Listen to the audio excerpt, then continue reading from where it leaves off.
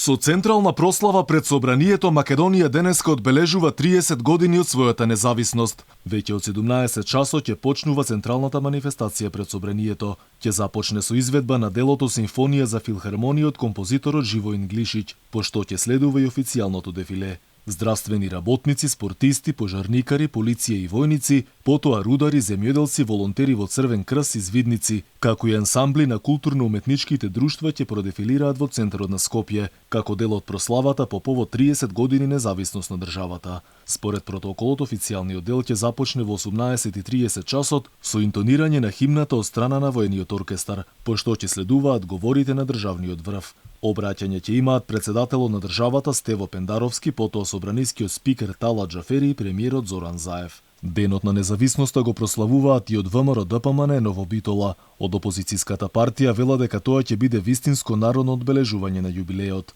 Најпрвен ќе одржат трибина насловена 30 години се грижиме за Македонија, на која ќе учествуваат поранешните министри Мартин Треневски и Маријан Ѓорчев, потоа поранешниот скопски градоначалник Коце Трајановски, поранешниот технички премиер Емил Димитриев и првиот градоначалник на Битола Златко Милошевски. Централниот дел на прославата на ВМРО ДПМН ќе се одржи во 19 часот на плоштадот Магнолија во Битола, кога обраќање ќе има и првиот човек на партијата Христијан Мицкоски.